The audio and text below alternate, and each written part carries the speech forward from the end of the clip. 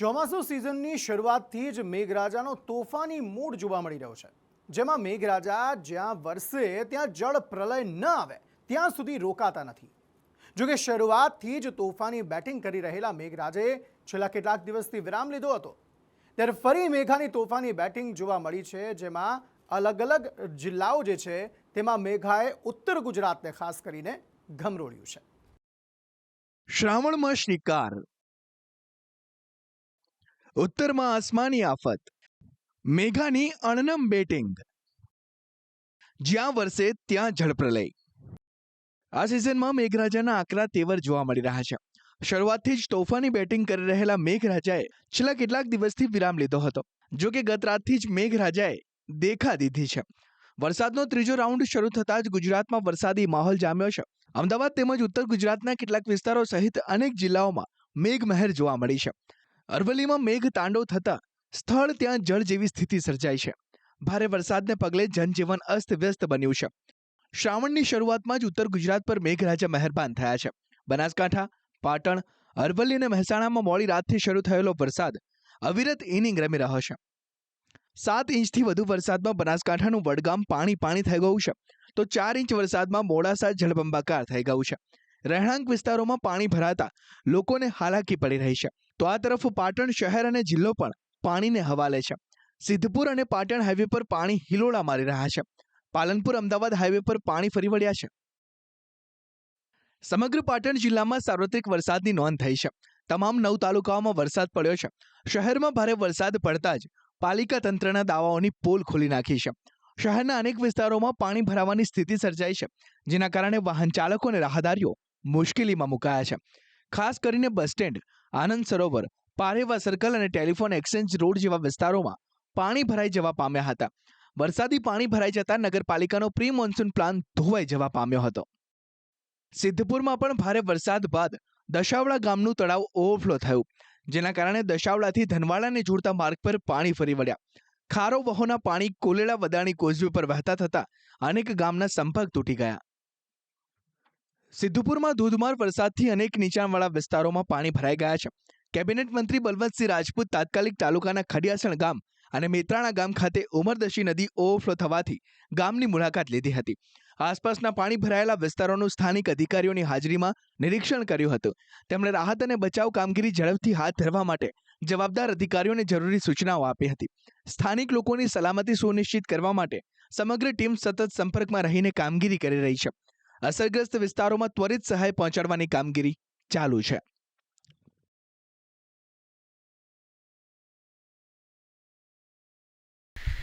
એકી વખત 8 ઇંચ વરસાદ પડવો એટલે સ્વાભાવિક દ્રષ્ટિએ કોઈપણ જગાએ જે અમારી નદીઓ કહેવાય એમાં પહેલી ફેર આ નદીઓમાં આટલું બધું પાણી આવ્યું છે.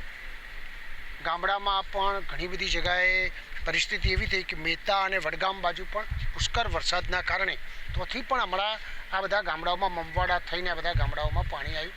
એના કારણે બધે પાણી રાધનપુરમાં 20થી વધુ સોસાયટીઓ અને 6થી વધુ ગામડાઓને જોડતા માર્ગ પર પાણી ભરાયા. સામાન્ય વરસાદમાં જ પાટણ નગરપાલિકાની કામગીરીની પોલ ખુલી ગઈ.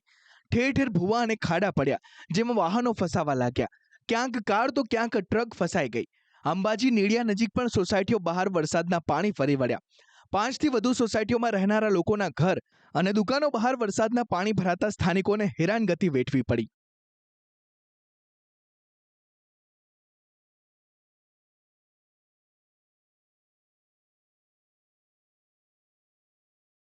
મહેસાણા શહેરી અને ગ્રામ્ય વિસ્તારમાં વરસાદે તરખાટ મચાવ્યો.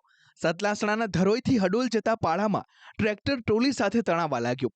સમય સૂચકતા વાપરી ચાલક ઉતરી જતા તેનો બચાવ થયો. બીજી તરફ ખેરાલુમાં લાલાવાડા પાસે કોઝવે પર કાર તણાવા લાગી. સ્થાનિકોએ ભારે જહેમત સાથે કારમાંથી ચાલકને બહાર કાઢ્યો.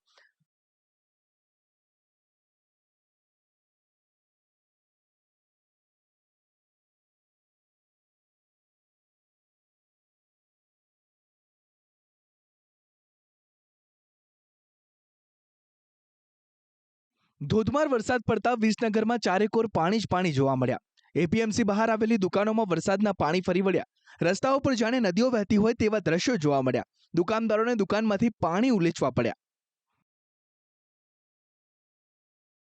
ખેરાલુ તાલુકામાં અરઠી ગામનું તળાવ ઓવરફ્લો થતા ખેતરોમાં પાણી ફરી વળ્યા. ખેતરોમાં જાણે નદીઓ વહેતી હોય તેવા દ્રશ્યો જોવા મળ્યા. સારો વરસાદ વરસતા ઉત્તર ગુજરાતની જીવાદોરી સમાન ધરોઈ ડેમમાં પાણીની આવક થઈ છે. ધરોઈ ડેમ 80% સુધી ભરાતા પીવા અને સિંચાઈના પાણી માટે મોટી રાહત મળી છે.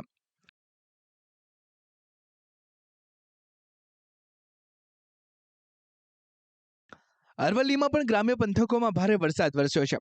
શામળાજી ભિલોડા હાઈવે પાણીમાં ગરકાવ થયો.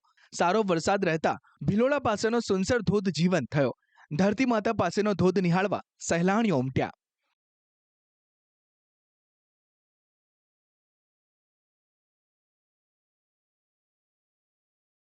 વરસાદની સ્થિતિ એટલી ગંભીર છે કે શામળાજીમાં ભિલોડા તરફના હાઈવે પર નદી જેવા દ્રશ્યો જોવા મળ્યા છે. ભિલોડા સ્ટેટ હાઈવે પર પાણી ભરાતા હાઈવે પાસેનું ડાયવર્ઝન પાણીમાં ગરકાવ થયું. તેમજ તાલુકાના માકરોડા, ગંભીરપુરા, નવભવનાથ, મૌટાડા સહિતના વિસ્તારોમાં ધોધમાર વરસાદ ખાબક્યો હતો. જિલ્લામાં સર્વત્ર ધોધમાર વરસાદથી ખેતરોમાં પાણી ભરાયા છે. ત્યારે મોડાસાના કોલીખડ આસપાસના ખેતરોમાં ઢીચણ સુધી પાણી ભરાતા પાક ડૂબ્યો છે. ખેતરો જાણે સરોવર હોય તેવા દ્રશ્યો જોવા મળ્યા તો લોકોના ઘરોમાં પણ પાણી ભરાયા છે. આ પરિસ્થિતિને કારણે ગામના લોકોમાં ભારે રોષ જોવા મળી રહ્યો છે.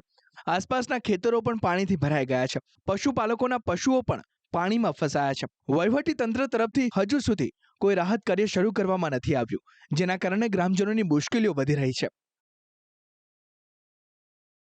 આ તરફ બનાસકાંઠામાં વરસેલા ભારે વરસાદને કારણે પાલનપુર અમદાવાદ સ્ટેટ હાઈવે પર ટ્રાફિક જામ થવા પામ્યો છે. મેઘરાજાની ધમાકેદાર એન્ટ્રીથી અમદાવાદ પાલનપુર સ્ટેટ હાઈવે ઉપર ગઠમણ પાટિયા નજીક વરસાદી પાણી ભરાઈ ગયા હતા. આ ટ્રાફિક જામમાં અનેક વાહન ચાલકો કલાકોથી અટવાયા તો ઘણા વાહનો પાણીમાં ફસાયા હોવાના દ્રશ્યો સામે આવ્યા. સ્થાનિક વહીવટ અને પોલીસે ઘટના સ્થળે પહોંચીને ટ્રાફિકને નિયંત્રિત કરવાના પ્રયાસો શરૂ કર્યા. જો કે ભારે વરસાદ અને પાણીના ભરાવાના કારણે રાહત કાર્યમાં મુશ્કેલી પડી રહી હોવાનું જાણવા મળ્યું. આ તરફ ડીસા શહેર સહિત ગ્રામ્ય વિસ્તારોમાં ધોધમાર વરસાદથી જનજીવન અસ્તવ્યસ્ત થયું છે. મોડી રાતથી મેઘો મુશળધાર વરસતા ડીસા તાલુકાના અનેક વિસ્તારોમાં જળબંબાકારની સ્થિતિ સર્જાઈ છે. બોઈવાડા ગામે સાંબેલાધાર વરસાદથી લોકોને ભારે હાલાકી ભોગવવી પડી રહી છે. બાયવાડાથી ડાવસ ગામના મુખ્ય રોડ પર વરસાદી પાણી વહી રહ્યા છે. ધોધમાર વરસાદથી 50થી વધુ પરિવારોની અવરજવર બંધ થઈ ગઈ છે. ત્યારે પશુપાલકો મુશ્કેલીઓમાં મુકાયા છે.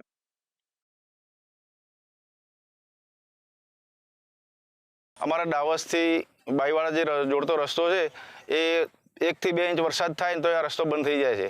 અમારા અહીંયા લગભગ 40 થી 50 ઘર છે, એમના છોકરા ભણવાનું બંધ થઈ જાય છે. દૂધ પણ અમારું ઘેરે રહે છે. એક ઘર કુએ તમે ગણો ને તો અમારો લગભગ 25 થી 30 લીટર દૂધ છે, તો 40 ઘરનું દૂધ કેટલું થયું? આવી રજૂઆત અમે કેટલીય વખત કરી. આ રસ્તા માટે પણ અમે રજૂઆત કરી છે. કેટલાય વર્ષોથી આ રસ્તા માટે રજૂઆત કરે છે, પણ અમારું કોઈ સાંભળતું નથી. બીજી તરફ વડગામમાં ભારે વરસાદને પગલે જનજીવન અસ્તવ્યસ્ત બન્યું હતું. વડગામ પંથકમાં 9 ઇંચ વરસાદથી ખેરાલુ વડગામ હાઈવે ઉપર પાણી નિકાલની વ્યવસ્થા ન હોવાથી વાહન ચાલકો મુશ્કેલીમાં મુકાયા છે. તો ખેતરો જળબંબાકાર બન્યા હતા. પાકનું વાવેતર કરેલ ખેતરોમાં 5 ફૂટ જેટલા પાણી ભરાયા હતા. પાણી ભરાતા બાજરી, મગફળીનો પાક પાણીમાં ગરકાવ થઈ જવા પામ્યો હતો. ફુવારા પણ પાણીમાં ડૂબ્યા હતા. ફુવારા નળીઓ તરતી જોવા મળી હતી. ચોમાસાની સિઝનમાં ખેડૂતોને ખેતરમાં પાણી ભરાતા નુકસાન થવા પામ્યું હતું. પાક નિષ્ફળ જતા ખેડૂતો દ્વારા સહાયની માંગ કરવામાં આવી છે. આવી સ્થિતિ થરાદમાં પણ જોવા મળી છે. થરાદ શહેરમાં લાંબા સમય બાદ ફરી મોડી રાત્રે પવન સાથે ધોધમાર વરસાદની શરૂઆત થઈ હતી.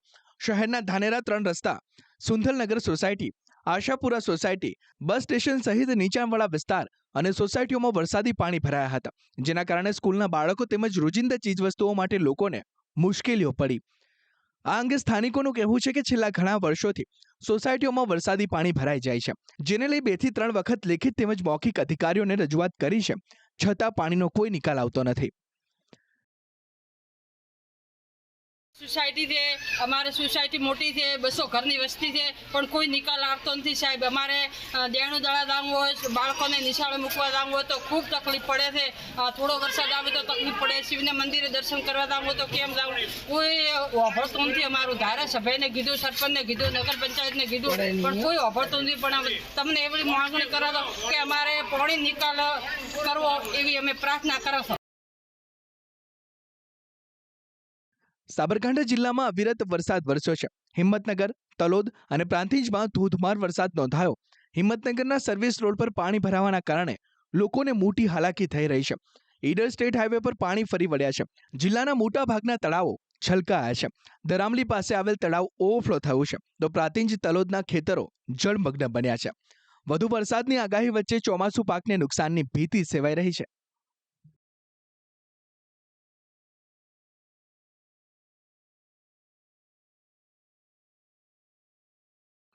હિંમતનગરના ગ્રામ્ય પંથકમાં ધોધમાર વરસાદ ખાબક્યો છે. શહેરના સર્વિસ રોડ અને ઓવરબ્રિજ નીચે પણ વરસાદી પાણી ભરાયા છે. બીજી તરફ ગ્રામ્ય પંથકમાં ભારે પવન સાથે ધોધમાર વરસાદ વરસતા જનજીવન પ્રભાવિત થયું છે.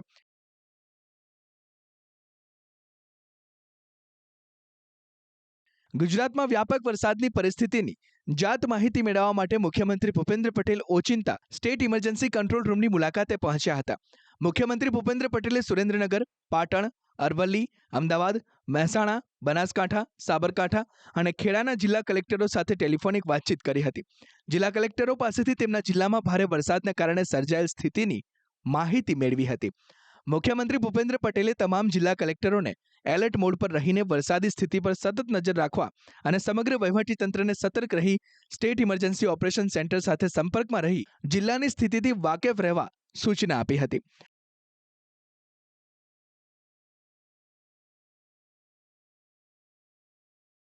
બીજી તરફ રાજ્યમાં એક સાથે 4 વરસાદી સિસ્ટમ સક્રિય થતા હજી વરસાદી માહોલ રહેશે.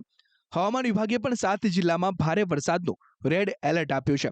આગામી 7 દિવસ વરસાદી માહોલ રહેવાની શક્યતા વ્યક્ત કરી છે. ખાસ કરીને સમગ્ર ઉત્તર ગુજરાત અને મધ્ય ગુજરાતના અમદાવાદ જિલ્લામાં ભારેથી અતિભારે વરસાદની આગાહી કરાઈ છે. જોકે સૌરાષ્ટ્રમાં વરસાદને લઈને આજે કોઈ એલર્ટ નથી આપવામાં આવ્યું.